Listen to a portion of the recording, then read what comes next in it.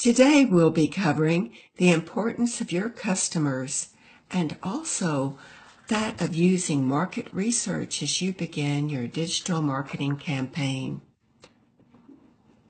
There are three different key digital concepts that's going to impact your customers' behavior.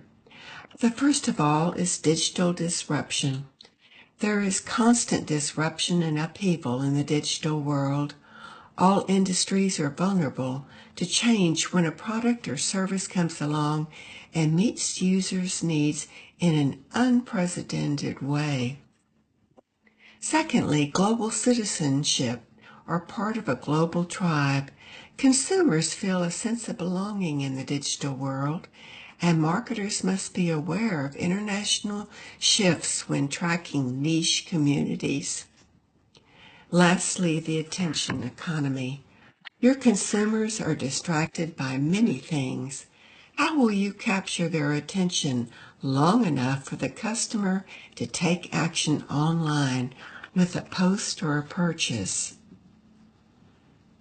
The first of the examples, the digital disruption, and we're going to be looking at some examples here.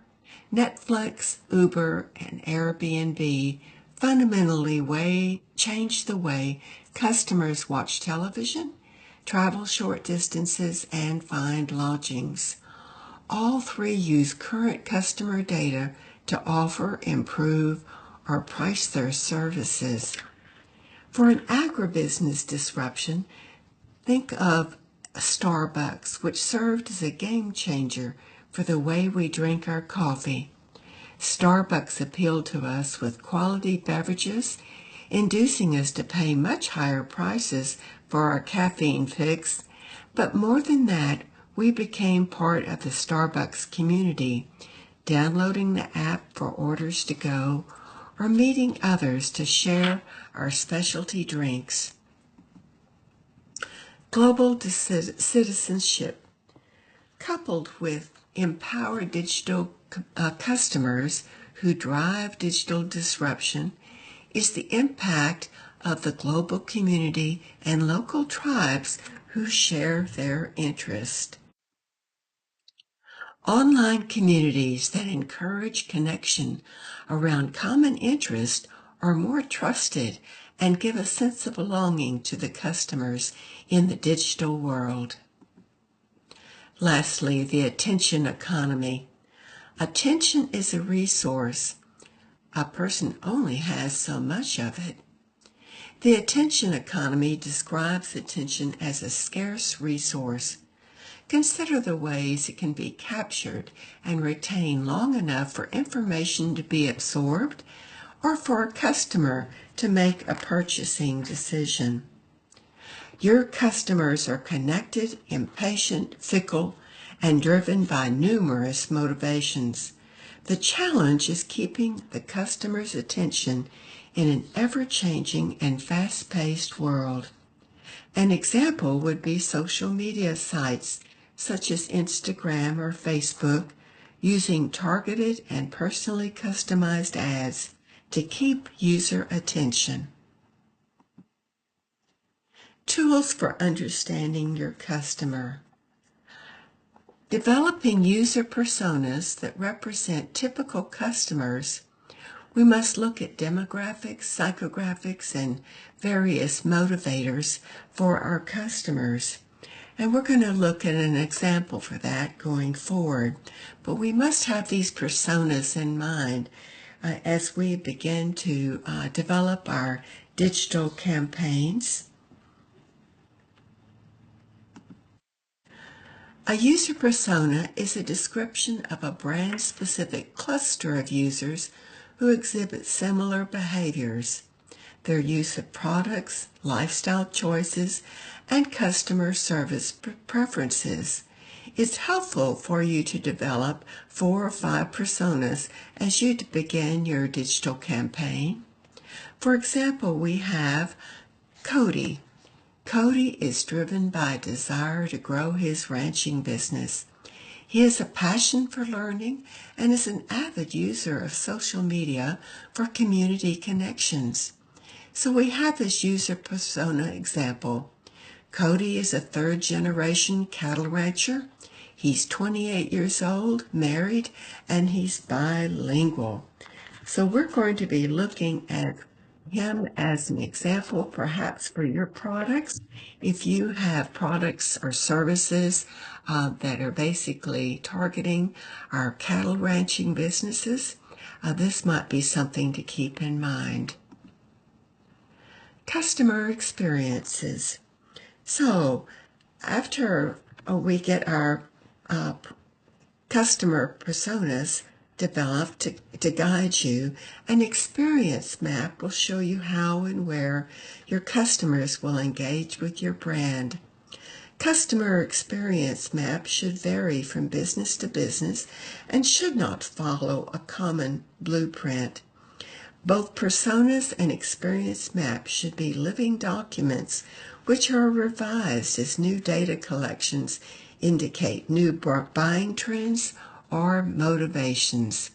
This particular customer map experience shows you buying a car, but can also be for a new tractor or for an irrigation system. Here we have a case example. HEB launched a simple and easy-to-use app-based service, reinforcing their value proposition to offer quality products, high value, and affordable groceries.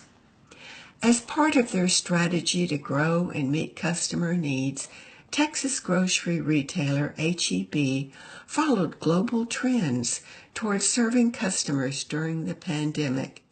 They quickly offered grocery pickup and delivery service that served a model which competitors soon followed. Market research. How can you keep your brand and your products relevant to ensure you meet your customers' needs? So we have a watch and learn example for you here. This is a 90-second YouTube animated video and called Market Research for Agricultural Product and Services, and it's certainly worth watching. I think you'll enjoy it. Market research is important. It's going to help you make informed decisions by gathering and recording and analyzing data about your customers, and your competitors in general. Remember, the internet is always on, meaning that the data is readily available at any time for you to learn about your audience and by engaging with them and by observing online. Remember, online research can be much more cost-effective and quicker to set up than traditional research. We have both primary and secondary research. Secondary research is much less expensive as you are analyzing existing research data. But primary research is conducted when new data is gathered for a product or hypothesis where information does not exist or is not accessible. If a community is established for research-based purposes, the feedback is considered primary data. But using social media to research existing sentiments is considered secondary data. Ongoing data collection is often the preferred method, although market research to focus on specific issue for your brand or product may be appropriate. You may want to use various surveys. This allows for instant feedback or questions or ideas. Examples might be a Facebook polling app and real-time mobile survey data. Focus groups are going to be less formal, and they allow respondents to react in real time to a particular topic, being freer with their responses since they can be anonymous in an electronic environment. It's common to offer an incentive to participate in a focus group, as it is a fairly timely, intensive activity. Online monitoring. This allows a company to track mentions of itself, its staff, its products, and industry competitors. It's also called online listening or data sentiment analysis. Justifying the cost of research. Research is an important part of any business growth strategy, but it can be tough to justify the budget necessary. The cost-to-benefit ratio should be determined when taking on online research initiative. Determine the depth of the research required and what the expected growth will be for the business. Testing should be an ongoing feature of any digital marketing activity. Is this campaign successful in reaching the goals of the business? This is a question that constantly should be asked. The internet allows for research at a far lower cost, and it can more easily cross geographic boundaries and speed up the research process. There are many tools that are free, but there are also premium monitoring tools for larger brands. We have some survey examples and tools for sentiment analysis listed here on the slide. So, please stay tuned for our next topic, which is planning your market content. Take care and have a great week.